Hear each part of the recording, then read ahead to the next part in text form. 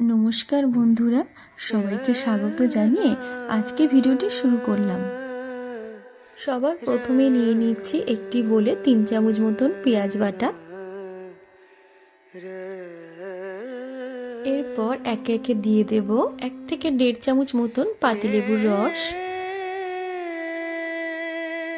একটু আদা বাটা, কাঁচা লঙ্কা বাটা, রসুন বাটা, একটু মিক্স করে নেব। তারপর দিয়ে দেব 1 চামচ মতন টমেটো সস, আবারও ভালো করে মিক্স করে নেব।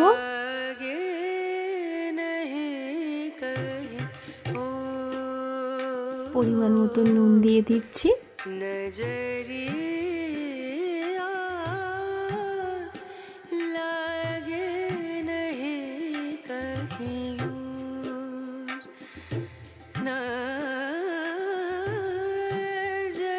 এরপর আরেকটি বলে নিয়ে নিচ্ছি একটু জিরে বাটা, একটু হলুদ গুঁড়ো,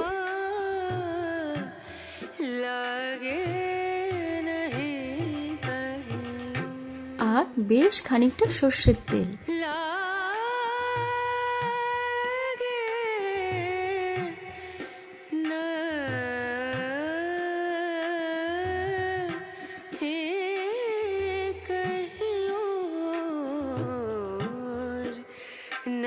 এখানে দুটো বলে 2 ধরনের মশলা মিক্স রেডি। এরপরে নিয়ে নিয়েছি দুটো পমফ্রেট মাছ, যে দুটোকে ভালো করে কেটে ধুয়ে নিয়েছি। মাছগুলোতে একটু নুন দিয়ে দিয়েছি।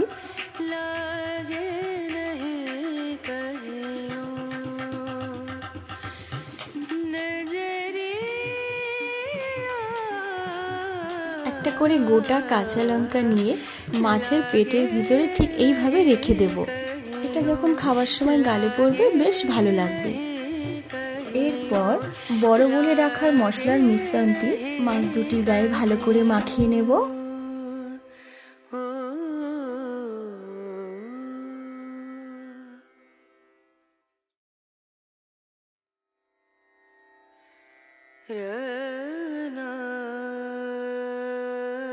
এরপর ছোট বাটিতে রাখা তেল আর মশলার মিশ্রণটি দিয়ে দেব।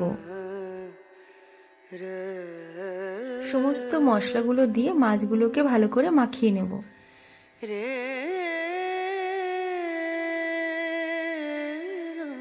দিয়ে দিচ্ছি মাছের গায়ে সামান্য একটু চালের গুঁড়ো,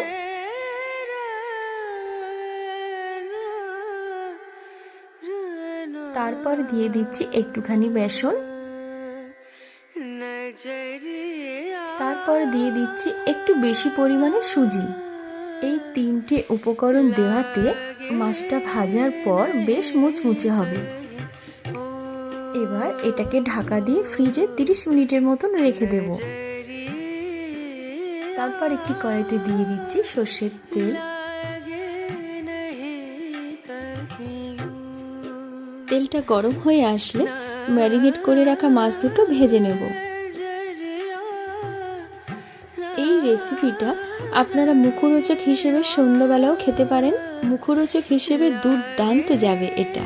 আবার চাইলে মুসুরির ডালের সাথে এটা ভাত পাতে গরম গরম এটা খেতে পারেন।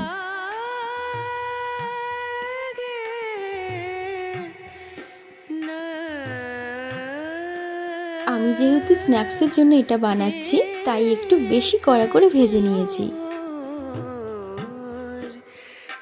তো বন্ধুরা, আজকের আমার এই পমফ্রেটের রাভা ফ্রাই কেমন লাগলো কমেন্ট করে অবশ্যই জানাবেন।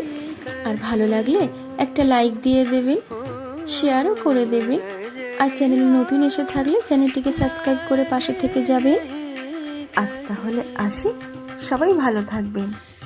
ধন্যবাদ।